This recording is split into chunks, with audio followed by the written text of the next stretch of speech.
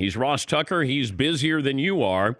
He's the host of the Ross Tucker Football Podcast, and he was the color analyst for the Raiders-Browns game last night on Westwood One. He'll be going to the Eagles game. He'll be doing pregame for that tonight ahead of Washington versus Philadelphia. How you feeling? I'm doing fine, man. It's football season. I got about a month more to push through, although I will tell you, I don't often do what I did yesterday. I mean, I live in central Pennsylvania, the Harrisburg, Hershey area.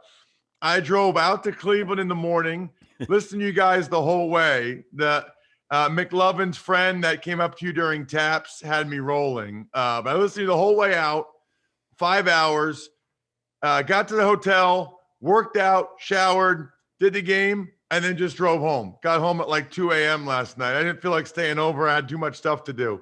I don't often do that. And I don't often, Dan, go to a game not knowing who was going to play in the game. I mean, I really I've heard of a game time decision before.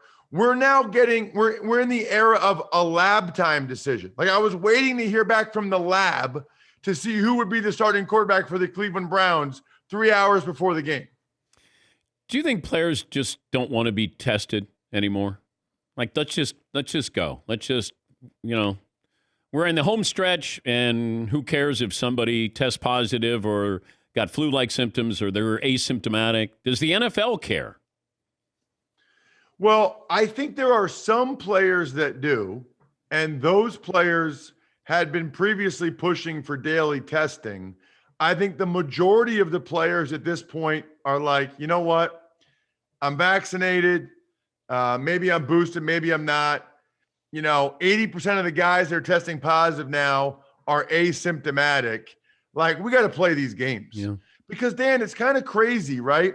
The game was supposed to be Saturday at 4:30. They postponed it 48 hours. The Browns got 3 guys back, Wyatt Teller, as well as Tack McKinley and John Johnson, but they lost Jadeveon Clowney and their starting right tackle, James Hudson, in those 48 hours. So the Browns got a net one more guy, Dan, one more guy. So they moved the NFL moved everything. 48 hours for one extra player for the Cleveland Browns. I'll tell you what's really weird now. The 2 things we got to talk about. Number one, they're not testing guys unless you have symptoms. Well, guess what? Nobody's going to say they have symptoms. Yeah. Can you imagine being an NFL offensive lineman and what your offensive line coach would say to you if you came in and said, yeah, trainer, I have the sniffles. I mean, they would look at you like you have 3 heads. But then I just found out yesterday, I didn't realize this. Do you know they're still going to do some random testing, though? Like, almost like you're at the airport and it's TSA pre-check and you go through and you get buzzed and you're like, I don't have any metal on me. They're like, oh, no, it's just a random. They're doing random, which I think, Dan, presents a real issue. Like, what if next week they randomly get a starting quarterback and he's positive? Meanwhile, the team they're playing, the only guy they randomly test is the practice squad punter. I think when you do things randomly like that, it opens you up to criticism and skepticism about how random it really is. I'm surprised they did that. Can you refuse? I don't know. Is it like when you get pulled over for a DUI or something? You're refusing the breathalyzer? By the way, I heard you guys talking about that yesterday too. But my point is no, I don't think you can refuse. That's a great question. What are they going to do if you do refuse? If you do refuse, do they say you're a positive or do they fine you? That's actually an amazing question. We're talking to Ross Tucker, the Ross Tucker Football Podcast. Also, let's see, at Ross Tucker NFL. That's where he is on social media. All right, a couple of things. Let's start with Cleveland. How bad are things in Cleveland, and how much worse is it going to get? Well, I think things are going to get better in the sense that they'll get a lot of these guys off the COVID list. The problem is their schedule is brutal. Yeah. I mean, everybody in the AFC North is. They got to play the Packers on Christmas Day on Saturday now. I think they'll get Baker Mayfield and some of these guys back by Saturday, but I guess you don't know how long it takes for the virus to get out of your body so that you don't test positive. That was a huge loss last night. I mean, I can't remember ever calling a game. There's a lot of things that were surprising last night, but can't remember calling a game where if the team won, they were in first place in their division and they were the 4 seed. But because Derek Carr led the Raiders for that field goal late and the Browns lost, Dan, they're the 12 seed now. They went from the 4 seed to the 12 seed. I've never heard of that. And it's because there's about 25 teams in the NFL that have 7 or 8 wins right now. It's unbelievable. And you look at the whole AFC North, they all have tough schedules moving forward. It kind of feels like the Bengals are the team with the best chance right now. The Ravens are kind of reeling. Steelers are still kind of beat up. The only thing I thought I knew before the season was that the Bengals would be the worst team in the AFC North, and they might end up winning the division. Yeah. Yeah, I'm just trying to figure out the Cleveland Browns, if they don't make the playoffs, how do you assess Baker Mayfield for that next big contract that is kind of hanging over the franchise? I don't think they're going to give him one. I really don't. I mean, if you remember after the Lions game, they won, and he didn't talk to the media the day after the game, and his wife had a social media post. And then even last week, when they beat the Ravens, he talked about how they were too conservative. He talked about internal things. Like, what are you doing? I mean, what's he? First of all, this is the worst he's played in a while. But secondly, why is he going back to a couple years ago when he's saying things in the media that just don't help the team?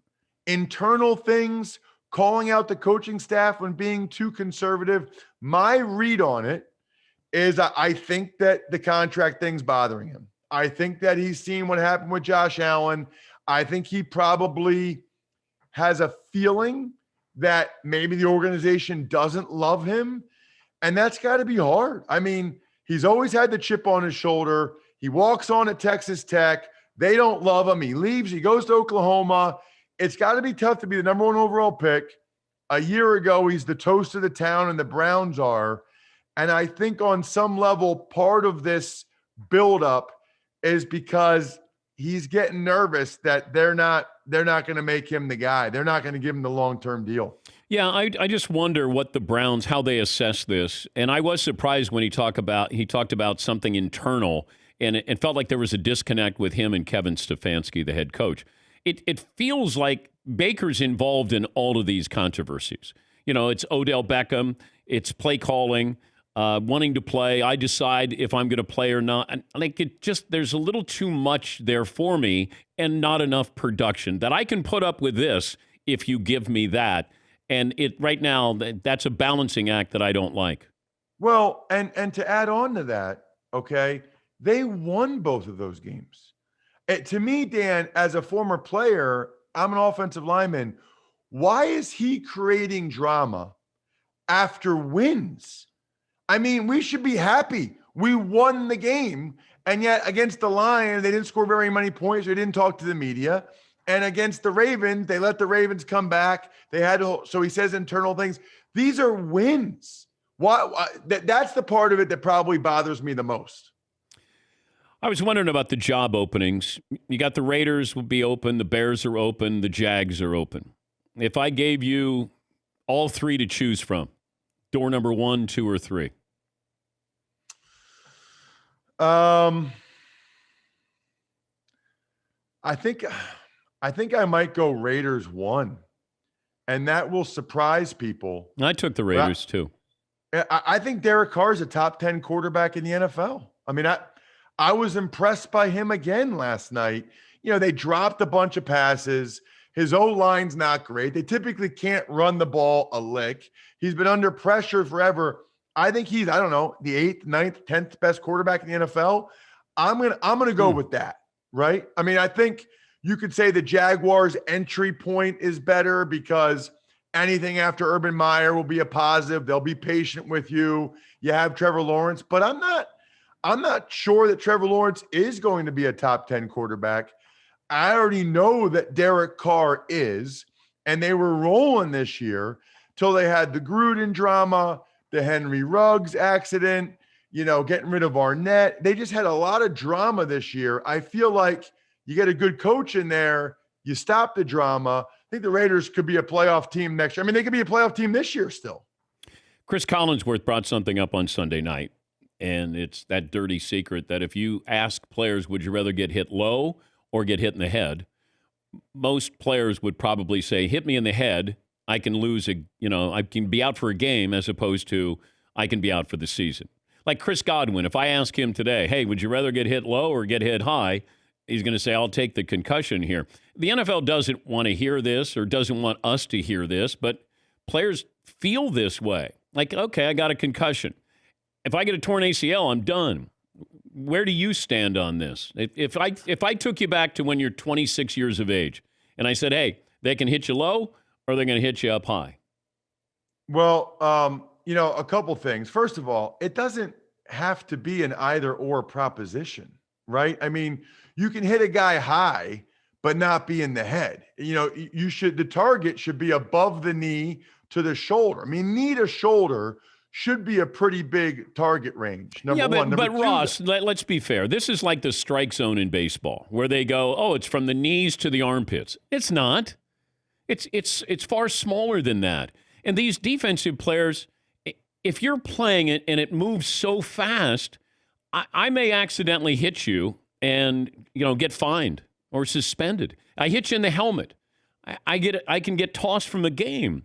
It's just they haven't the playing field's not level for what a defensive player is allowed to do. Well, and to your point, Dan, if I played defense, I would definitely err on the side of caution and I would go low. Yeah. I don't want the fine. I don't want the penalty. I would go low. And to answer your question, because they've actually changed this rule as of this year, but when I was playing, you get out there on a screen pass, Dan, or you'd pull out, see outside, and there's a corner or a safety, those guys would come flying up and they would dive at your knees. That's what they were taught, because they can't go up high. If they go up high, you're going to just grab them and throw them. So DBs used to go up my knees. I hated that. I would much rather have them come high at me, hit me in the head. I have a huge head. You guys know that. I'd much rather them hit me in the head than go low. They've actually changed that rule that outside the tight end box, they can't go low anymore. And the DBs don't really even know what to do. I watched a flag get thrown this weekend where there was a 5'10" defensive back and he had a 6'5" lineman and he couldn't do anything. He had to basically say, go ahead and steamroll me, because he went low and he got flagged for that because there's no other place. Like, you can't go up top with a lineman. No, I mean, that's just physics. That's not going to work. What those guys really have to do is they got to just try to make you miss. They got to jab inside, pop back outside. They can't take you on at all. But they used to be taught, take the lineman down right there and create a pile. Did you ever get knocked out? Never unconscious. And in fact, when I played, I don't really think we thought it was a concussion unless you were knocked unconscious. I've seen multiple guys on the field asleep like a baby. One guy in college at a night game. And one time, Drew Bledsoe, we were playing at the Meadowlands. Dan, he was laying on like the 42-yard line like this, like asleep like a baby. And by the way, he might have came back into that game now that I think about it. I'm not even sure, just to tell you how different it was. But I do know in hindsight, several concussions that I got. But back then it was just like, you kind of just saw stars and you're like, oh man, that was crazy. But you just kept playing. You didn't really know that was a concussion and you should say something and you should come out of the game. Most important game for which team tonight? Seahawks, Rams, Washington, Eagles. Out of those four, who has to win? Yeah, I would say the Eagles. I would say the Eagles. If the Rams win, then they're right there with the Cardinals, which is great. But if they lose, they're still going to be the 5 seed in the NFC. Seattle's not going to be able to get back into it. There's too many teams with 7 wins now. For Washington, I mean, as of right now, we'll see what happens at 4 p.m. But as of right now, they have like 16, 18 guys, whatever it is, on the COVID list. Eagles have to win this game. I mean, the Eagles are coming off of a bye. They're playing against a team that has a bunch of guys on the COVID list, including their top 2 quarterbacks. The Eagles, if they win, then they're 7-7 right there in the playoff mix. Eagles have to win tonight. There's no way around it. Always great to catch up with you, and hopefully you get a breather here next couple of days. And I will on Christmas. Thank you, Dan. Yeah, Merry Christmas to you, buddy. And thanks Likewise, again for all you joining guys. us. All right. That's Ross Tucker, host of the Ross Tucker Football Podcast. He works for CBS Westwood One. Did the Browns-Raiders last night.